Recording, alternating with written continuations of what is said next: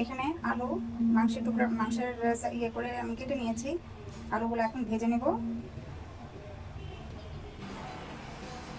এখানে নিয়েছি পেঁয়াজ কুচি, আর এখানে নিয়েছি কাজু বাদাম, কাঠবাদাম ছেলে নিয়েছি, চীনাবাদাম নিয়েছি, তার সাথে নিয়েছি এলাচ, দারুচিনি, লবঙ্গ, শাহজিরা আর কয়েকটা স্টার এসেন্স, গরম মশলার গুঁড়া, জিরার গুঁড়া, লাল মরিচ, এগুলো সব একত্রে আমি ব্লেন্ড করে নিব। হ্যালো ভিউয়ার্স, আসসালামু আলাইকুম, কেমন আছেন আপনারা সবাই? আলহামদুলিল্লাহ আমি ভালো আছি। আজকে বাচ্চারা বিরিয়ানি খেতে চেয়েছে। আজকে বিরিয়ানি রান্না করবো ঘরের হাতের কাছে যা আছে সেই উপকরণ দিয়ে। এখন এই সবগুলো উপকরণ আমি ব্লেন্ডার করে নিব। বিরিয়ানির আলু গোল্ডেন ব্রাউন করে ভেজে নিলে আলু খেতে মজা হয়। এখানে পেঁয়াজ ভাজতে দিয়ে দিলাম। আমি যে মশলাগুলো পেস্ট করেছি এইখানে সবগুলো মশলা ঢেলে নিয়েছি। পেঁয়াজ, বাদাম, এলাচ, দারচিনি যা মশলা দিয়ে দেখেছেন ওগুলো সব পেস্ট করে নিয়েছি। আর এখানে দিয়ে দিলাম টমেটো সস। এখানে 2 টেবিল চামচ পরিমাণ টমেটো সস দিলাম। আর এখানে 2 কাপ দিয়ে দিলাম ভিনেগার। এগুলো এখন সব মিশিয়ে নিব আমি। আর এখানে দেখতে পাচ্ছেন এখানে 3 টেবিল চামচ পরিমাণ গুঁড়া দুধ আছে, এটা এখানে মিশিয়ে দিলাম। দেখেন এটা এখন টক দইয়ের একটা ফ্লেভার বের হয়ে গেছে অলরেডি। এইভাবে মশলা তৈরি করে নিলে বিরিয়ানি রান্না খুব মজা হয়। আমি প্রায় রান্না করি যখন ঘরে টক দই না থাকে। এইভাবে আমি মশলাটা তৈরি করে ফেলি। পেঁয়াজটা ভাজা হয়ে গেছে, দেখেন অনেকটা ব্রাউন হয়ে আসছে। আর এখান থেকে অর্ধেকটা মশলা আমি এখানে দিব, সেটা একদম ভাজা ভাজা করে নিব মশলাটা। আর বাকি অর্ধেক আমি পোলাওর জন্য রেখে দিলাম।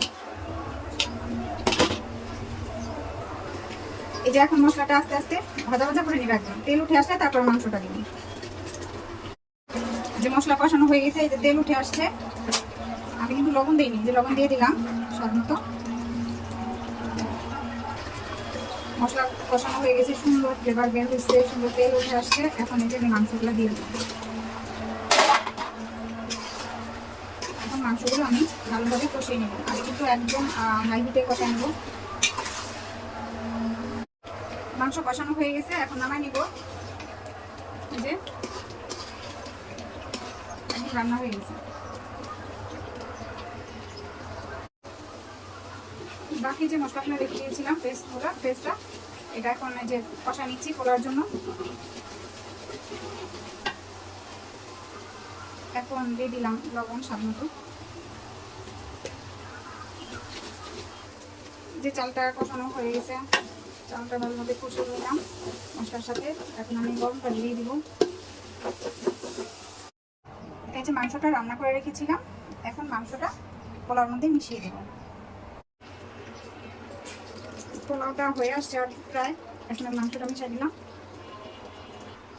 এই যে মেশানো হয়ে গেছে, এখন আমি এটা দমে দিয়ে দিব। তারপর দিয়ে দিলাম আলু। আলহামদুলিল্লাহ আমাদের বিরিয়ানি ডান হয়ে গেছে, আলহামদুলিল্লাহ।